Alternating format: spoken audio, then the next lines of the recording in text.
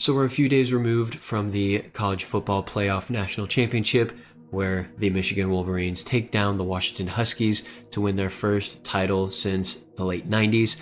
And I want to go back to a conversation that everyone was having a couple of weeks ago, which was, did they get the right four teams in the playoffs? Did the committee pick the four best teams, most deserving? Did they get it right?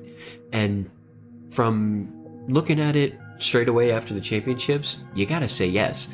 But let's go back and look at how everything unfolded and see, in retrospect, did they actually get it right? Now, obviously, everyone was shocked whenever the final rankings came out, seeing Florida State, an undefeated team, be the first team out in the 5 spot, even with Georgia being the 6th team being out after losing to Alabama in the SEC championship game. Now, for me, when you look at it, I mean, obviously you've got Florida State, who was undefeated. They won the ACC. You think they deserve to be in, right? Georgia, they were back-to-back champions. They lost one game all season, and that was to Alabama in the SEC championship game. That's kind of harsh for them to get left out. Obviously, Michigan and Washington would have been the 1-2 regardless of what happened. I mean, they were both undefeated in the Pac-12. Rest in peace, Pac-12. And the Big Ten, obviously. I think if Alabama or Georgia went undefeated, they would have been guaranteed as the SEC team. Texas, obviously, with the Big 12 championship, and then Florida State with the ACC title. I mean, people have said it from the start of the 4-team playoff.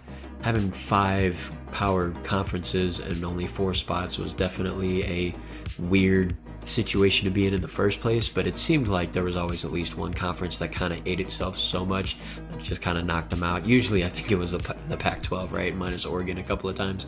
But when you ask me, I think they got it right here, just because you could go in a circle for hours if you wanted to about the bottom 4 teams there. Michigan and Washington were always going to be 1 and 2. There was no doubt about it. You look at Texas. Well, they lost one game to Oklahoma, who turned out to be not the greatest. I mean, they ended up losing a few games down the stretch, but beat Texas, right? So you could argue that loss is not that good. You look at Alabama. They lose to Texas at home. That's a pretty bad loss considering, you know, you're at home against Texas. Like, Texas is good, but they haven't been that good as of late. So, sort of like a Georgia, right?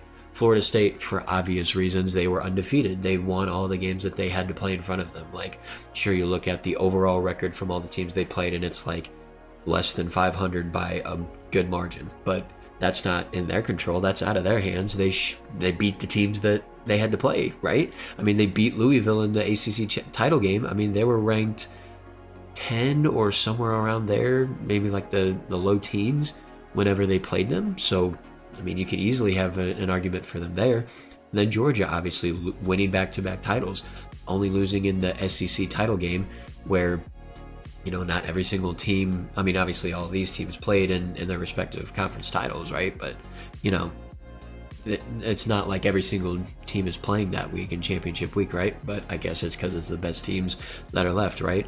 So you could have said, well, Georgia deserves to be there because they deserve a chance to repeat, go for the 3-peat, defend their title. Well, they lost to Alabama, who beat them in the SEC championship game. Well, you could say Alabama doesn't deserve it just because Georgia deserves that spot. Well, Alabama beat Georgia. And you could argue with Alabama, like, yeah, they barely beat USF, right? And they struggled heavily there in the beginning of the season.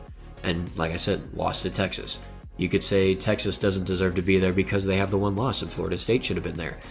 But Texas beat Alabama. And then if you're going to say Georgia deserves to be in over Alabama, then Texas deserves to be in over Georgia by proxy because Texas beat Alabama and Alabama beat Georgia. So you would say that Texas is above Bama and Georgia then? Or would you just say that they're better than Georgia than Bama? Or can you say that Georgia's better than Texas even though they failed to beat Alabama, who lost to Texas? Florida State, undefeated. They deserve to be in there, right? Obviously. I mean, the whole 3, 4, 5, 6 spots, like, there's no way that they would have ever gotten it right in the sense of everyone could have agreed on it. There was no way that there was a specific order or certain teams in certain spots that everyone would have been like, you know what? Yeah, I think that makes sense. So the question remains, in the end, did they get it right?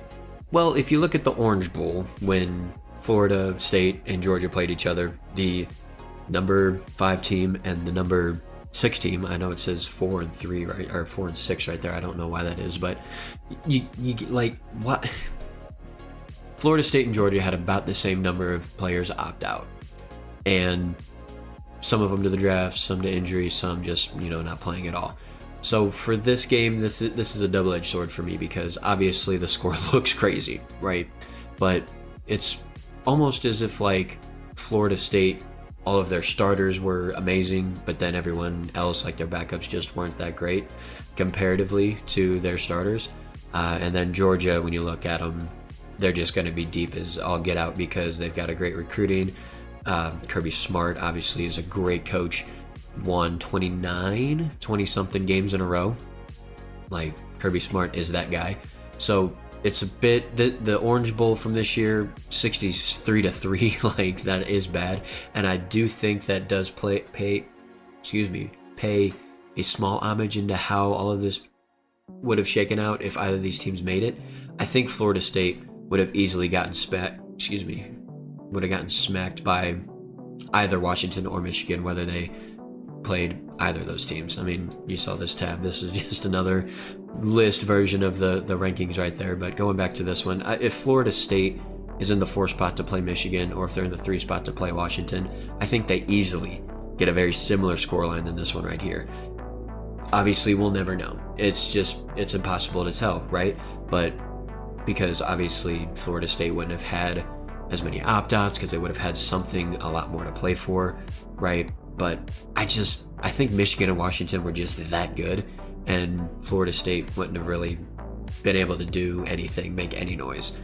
Georgia, I think just because they lost to Alabama, I do think Michigan would have beat Georgia. I think it would have been very close, just like it was against Bama, but I think Michigan would have beat them out. So snubbing them out, I think, obviously, being in the 6th spot is a little less harsh than the Florida State one, just because of the one loss. It's a lot easier to make that excuse. But I think they got it right, because Texas, loses to Washington. So then you've got Michigan, Washington. Obviously, Michigan comes out on top. They win the trophy.